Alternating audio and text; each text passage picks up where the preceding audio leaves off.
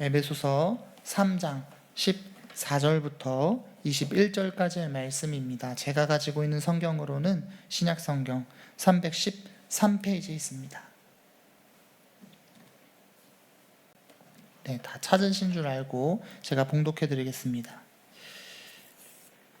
이러므로 내가 하늘과 땅에 있는 각 족속에게 이름을 주신 아버지 앞에 무릎을 꿇고 비노니 그의 영광의 풍성함을 따라 그의 성령으로 말미암아 너희 속사람을 능력으로 강건하게 하시오며 믿음으로 말미암아 그리스도께서 너희 마음에 계시게 하시옵고 너희가 사랑 가운데서 뿌리가 박히고 터가 굳어져서 능히 모든 성도와 함께 지식에 넘치는 그리스도의 사랑을 알고 그 너비와 길이와 높이와 깊이가 어떠함을 깨달아 하나님의 모든 충만하신 것으로 너희에게 충만하게 하시기를 구하노라.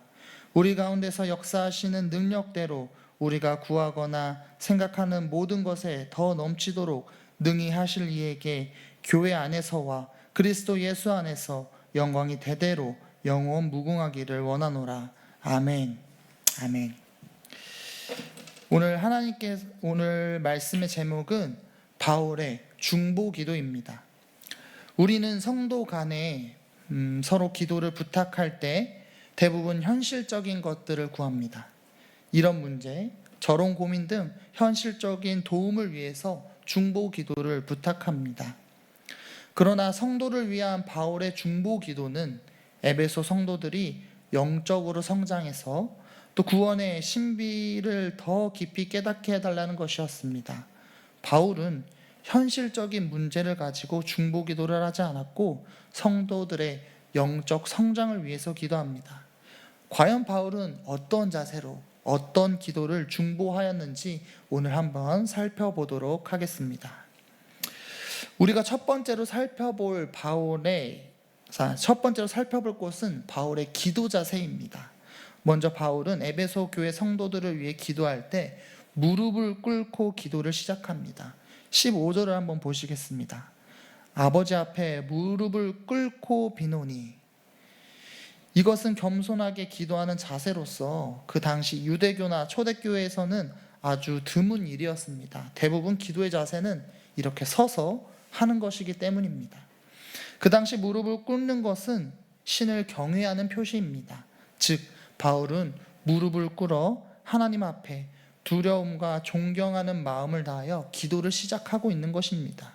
그리고 바울은 기도를 드리는 대상을 명확하게 이야기합니다. 14절에서 15절을 한번 보시겠습니다. 이러므로 내가 하늘과 땅에 있는 각 족속에게 이름을 주신 아버지 앞에. 유대인들은 주로 자기 조상의 하나님 또는 이스라엘의 하나님을 향해서 기도했고 함부로 하나님을 아버지라 부를 수 없었습니다. 그러나 바울은 하나님을 모든 족속을 다스리시는 아버지라고 부르며 기도합니다. 바울은 예수 그리스도 안에서 하나님의 아들이 되었고 하나님이 이스라엘만이 아니라 온 세상 모든 만물을 다스리는 권세자임을 알았습니다. 바울이 모든 만물의 통치자 되시는 하나님을 아버지라 고백하며 기도를 시작한 그 이유는 그리스도의 비밀을 깨달아 믿음이 자라는 데에는 하나님의 도우심이 절대적으로 필요했기 때문입니다. 아무리 옳은 진리라고 할지라도 객관적인 서술만으로는 우리의 영적 성장이 되기에는 부족합니다. 그 진리가 성도의 마음에 심어지고 역사할 때 비로소 열매를 맺어지는데 이는 성령의 역사하심이 필수적이라는 것이죠. 그렇게 바울은 모든 만물의 통치자가 되시는 하나님께 의존한다고 고백하며 기도를 시작하는 것입니다. 그렇다면 바울은 에베소 교회를 위해서 무엇을 기도했을까요? 첫 번째 중보 기도는 속사람을 능력으로 강건하게 해달라는 간구입니다. 한번 16절을 보시겠습니다. 그의 영광의 풍성함을 따라 그의 성령으로 말미암아 너희 속사람을 능력으로 강건하게 하시오며. 우리 그리스도인들은 그리스도의 피로 죄사함을 받고 신명이 새롭게 되어 거듭남을 입은 새 사람입니다. 즉 새롭게 출생한 것과 같이 계속 자라가고 건강하게 성장해야 합니다. 그러나 신앙이 예수님을 영접한 사건에서 멈춰있는 경우가 있습니다. 우리가 받은 구원은 이미 우리에게 이루어진 일이지만 온전해지는 데까지 끊임없이 자라가야 한다는 것을 우리는 기억해야 합니다. 강건케 하시는 하나님의 능력이 성령을 통해서 발휘되었을 때 죄를 극복하게 되고 온전한 성화를 이루게 되는 것입니다. 즉 바울은 하나님의 풍성한 은혜의 역사에 따라서 에베소 교회 성도님들이 성령으로 강건케 되기를 기도하고 있는 것입니다. 두 번째 중보 기도는 그리스도께서 에베소 교회 성도들의 마음에 계시기를 구하며 그분의 사랑이 얼마나 크고 풍성한지 깨닫기를 기도합니다. 17절에서 19절을 한번 보시겠습니다. 믿음으로 말미암아 그리스도께서 너희 마음에 계시게 하시옵고 너희가 사랑 가운데서 뿌리가 박히고 터가 굳어져서 능히 모든 성도와 함께 지식에 넘치는 그리스도의 사랑을 알고 그 너비와 길이와 높이와 깊이가 어떠함을 깨달아 하나님의 모든 충만하신 것으로 너희가 충만하게 하시기를 구하노라. 바울은 성도들이 진정으로 하나님의 마음을 깨닫기를 바랬습니다. 그리스도의 사랑을 알지 못하면 이 구원도 교회도 사명도 모두 무의미한 것이기 때문이죠. 우리가 알고 있는 하나님의 사랑, 그 사랑은 우리의 지식을 뛰어넘는 것입니다. 우리는 그 사랑의 너비와 길이와 높이와 깊이를 알게 해달라고 하나님께 구해야 합니다. 우리를 향한 하나님의 사랑은 어떠한 사랑일까요? 로마서 5장 6절에 이렇게 나와 있습니다. 우리가 아직 죄인 되었을 때에 그리스도께서 우리를 위하여 죽으심으로 하나님께서 우리에 대한 자기의 사랑을 확증하셨느니라. 세상에서 다른 이들을 위해서 목숨을 다하는 일도 위대한 사랑입니다. 하지만 그 희생에는 인간적인 사랑, 인간적인 사명, 인간적으로 불쌍히 여기는 마음, 즉 인도적인 차원의 행위입니다. 그렇지만 하나님의 사랑은 어떠합니까? 우리가 아직 죄인 되었을 때에 그리스도께서 우리를 위하여 죽으심으로 우리가 우리 죄를 깨달아 하나님께로 돌이켰을 때 하나님이 우리에게 구원의 손길을 내민 것이 아닙니다. 우리가 다시 복음 앞으로 나갔을 때 하나님이 손을 내밀어 받아주신 것이 아닙니다. 하나님은 우리가 아직 회개하지 않았을 때, 여전히 죄악 가운데 있어 하나님의 약속을 저버리고 있을 때 육신의 몸을 입으셔서 우리를 찾으러 직접 내려오셨습니다. 하나님의 사랑은 인도적인 차원을 뛰어넘는 사랑입니다. 우리의 지식을 뛰어넘는 놀라운 사랑입니다. 그렇게 우리는 기도할 때마다 영적으로 하나님의 사랑을 풍성하게 경험해달라고 하나님께 간구해야 한다는 것입니다. 오늘 이 시간 주님 앞에 기도할 때 하나님의 사랑을 더욱 깊이 알아가길 구하는 우리 성도님들이 되시기를 소망합니다. 바울은 마지막으로 하나님의 모든 충만한 것이 성도들에게 채워지기를 간구합니다.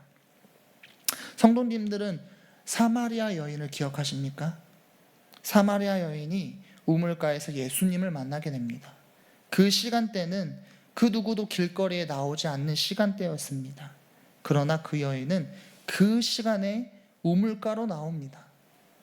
왜냐하면 사마리아 여인은 5번이나 남편이 바뀌었고 그로 인해서 다른 사람들에게 손가락질을 당하며 조롱을 받았기 때문입니다. 그 여인은 자신의 목마름, 자신의 갈급함을 채우기 위해서 많은 남자들을 만났습니다. 5번이나 남편이 바뀌었지만 그 여인의 목마름, 그 여인의 갈급함은 채워지지 않습니다. 이처럼 사람은 자신의 목마름, 자신의 갈급함을 채우기 위해서 무언가를 항상 채워놓기를 원합니다. 어떤 사람에게는 돈이 될 수도 있고요, 명예가 될 수도 있어요. 또 어떤 사람에게는 이성이 될 수도 있고 지식이 될 수도 있습니다. 그러나 그 끝은 공허함 뿐이죠. 이 모든 것을 다 가져봤던 솔로몬이 전도서 1장 1절에서 2절에 이렇게 기록했습니다. 헛되고 헛되며 헛되고 헛되니 모든 것이 헛되도다. 해 아래에서 수고한 모든 수고가 사람에게 무엇이 유익한가? 사마리아 여인도 솔로몬이 느꼈던 채워지지 않음을 느끼고 있는 것입니다. 그렇다면 사람들의 목마름은 어떻게 채워지는 것일까요? 예수님께서 그 더운 날 우물가에 앉아 계셨던 것은 그저 우연이 아닙니다. 목말라서가 아닙니다. 바로 목마름에 힘들어하고 갈급함에 지쳐가는 그 여인을 만나기 위해서 그 우물가에 앉아 계셨습니다. 마르지 않는 물을 주기 위해서 직접 여인을 만나러 가셨습니다. 요한복음 3장 13절에서 14절에 예수님께서 이렇게 말씀하십니다. 예수께서 대답하여 이르시되 이 물을 마시는 자마다 다시 목마르니와 내가 주는 물을 마시는 자는 영원히 목마르지 아니하리니 내가 주는 물은 그 속에서 영생하도록 솟아나는 샘물이 되리라. 아멘. 이 여인을 만나러 가는 예수님의 마음을 잘 표현한 찬양이 있습니다. 나는 사마리아 여인에게 말을 건다라는 김보규 씨의 찬양입니다. 제가 가사를 읽어드리겠습니다. 예수님이 어떤 마음으로 그 사마리아 여인을 찾아갔는지 묵상하시며 들으시면 되겠습니다. 내가 사마리아에 가는 이유는 그곳에 울고 있었던 내가 있어서 햇볕이 따갑고 그늘도 없는 낮에 나는 기다렸단다. 내가 내게 오기를. 아무도 찾지 않은 한 낮에 우물가에 어젯밤 울다 잠든 내가 내게로 온다. 아무도 찾지 않은 한 낮에 우물가에 이제껏 삶에 지친 내가 내게로 온다. 나는 사마리아 여인에게 말을 건다. 기쁨에 차 말을 건다. 하늘 보자 내려놓고 여기에 왔다고.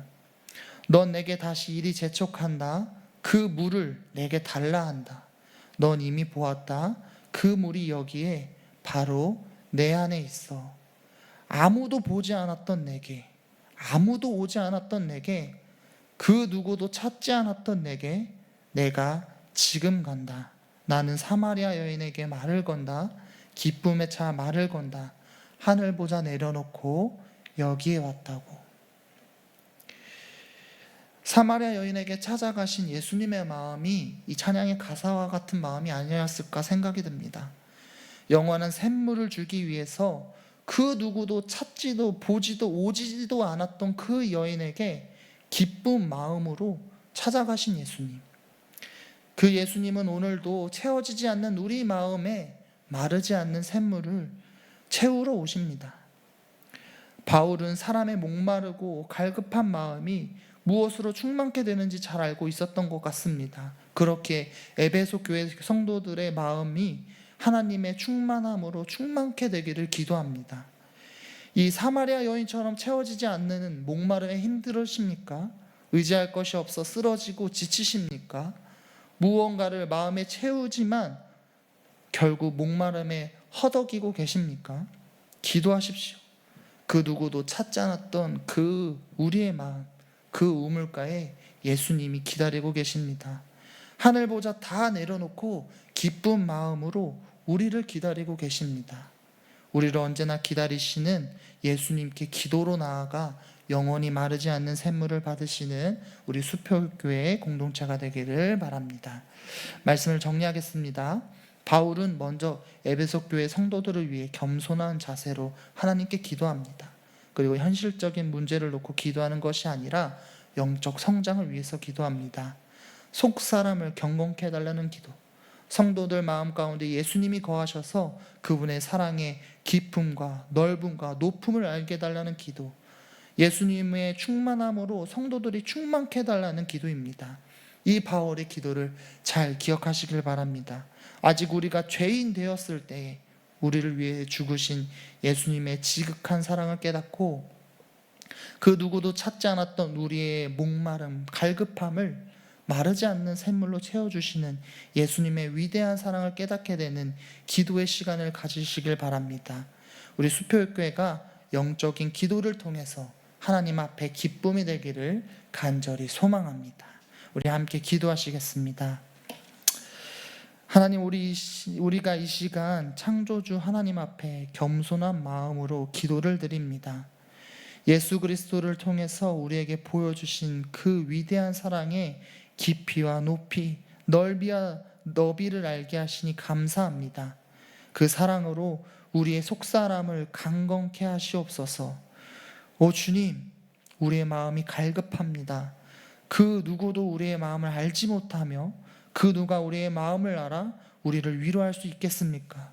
오직 예수 그리스도 한 분만이 우리의 목마름, 우리의 갈급함을 채워주시는 분이라는 것을 믿습니다. 우리를 찾아와 주실 예수님을 믿습니다. 우리에게 영원한 생명을 주실 예수님을 믿습니다. 우리에게 변치 않을 진리가 되실 예수님을 믿습니다. 우리의 삶의 길이 되어 주실 예수님을 믿습니다. 우리의 마음에 찾아와 영원히 마르지 않는 샘물을 부어 주시옵소서. 오늘도 하루의 시작을 하나님께 드리는 주님의 백성들이 있습니다. 오늘 하루 이들과 함께 해주셔서 주님께서 허락하신 그곳을 작은 하나님의 나라로 세워나갈 수 있도록 하여 주시옵소서. 예수님의 이름으로 기도드립니다. 아멘. 우리 함께 이 시간 주기도